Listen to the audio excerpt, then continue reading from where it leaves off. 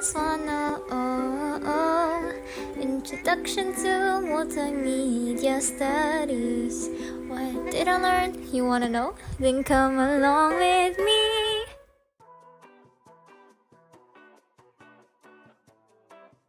Greetings! I'm Christelle Jane V, Lacsamana, but you can call me CJ. From pixels in text to frames in video, join me in my journey as I recall what I learned in this course so far.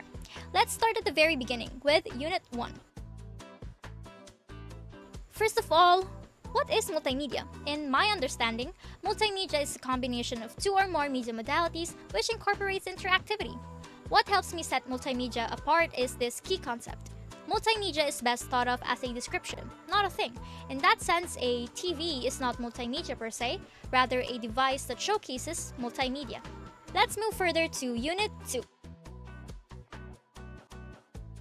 We learned the technical foundations of four most common digital media modalities. Number 1. Digital text. It is fundamental in the digital world as it is the most editable, accessible, reliable, and efficient media modality. After this activity, 4.2, I got curious and decided to learn how to compute binary to decimal and vice versa, which I hope is a learning that I could possibly use in the future. Number 2. Digital image. They are made up of pixels and are stored as numbers in binary code. There is lossy and lossless compression, one discards information and one retains. Number 3. Digital audio. Sounds can be represented as waves that can be stored digitally as a sequence of bits. An interesting fact I learned is that for people, when watching videos, audio issues are worse than visual issues, which is honestly so relatable. I was also astonished to meet lossless audio compression wave after only knowing the more popular lossy one, MP3.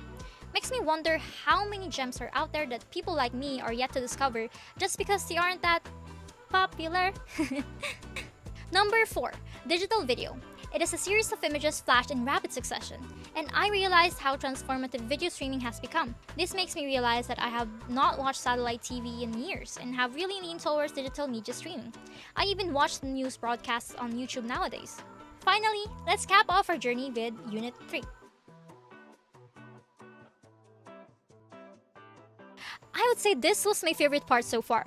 We explored the vast world of multimedia product creation. One concept to note is the difference between authoring and programming. Think of it like this. Programming is like being a carpenter starting from scratch with raw materials, and authoring is like using pre-made tools and guides to create something. Oh, and I made my first ever interactive story game using Twine, an authoring system. I had a significant time learning how to make it. Familiarizing myself with the programming languages and troubleshooting were the most trying parts, but the end result was so worth it. I can't wait to learn more so I can make an even more interactive game. And I so badly want to learn how to draw so I can make my characters come to life with my own hands. Some noteworthy names for me are Vannevar Bush for Memex, the precursor to hypertext and essentially the World Wide Web, and Ted Nelson for coining the term hypertext and for Project Xanadu. Oh, and I also started learning how to use Blender. So far, I've only scratched the surface, but I am hopeful that I can learn more and use it for future projects. I also want to dive into the world of both cell and tween animation.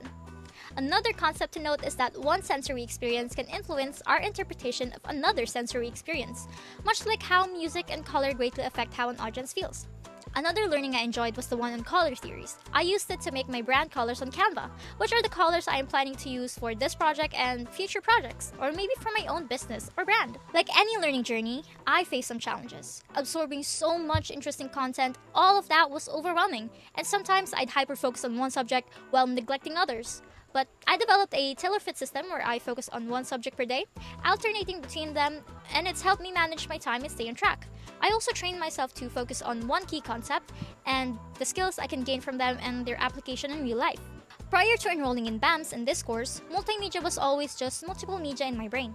I had no idea how multifaceted and complex this world truly is. I feel as if I am no longer an outsider in the world of multimedia studies, as if through this course I was given a key to the door, and once inside I can see a set of stairs that I am eager to climb upwards with the goal of being a multimedia artist. I appreciate you for coming along with me in this reflection journey. In the second half of the course, I hope to learn more concepts and gain more skills, or develop the ones that I've already acquired. Thank you for watching!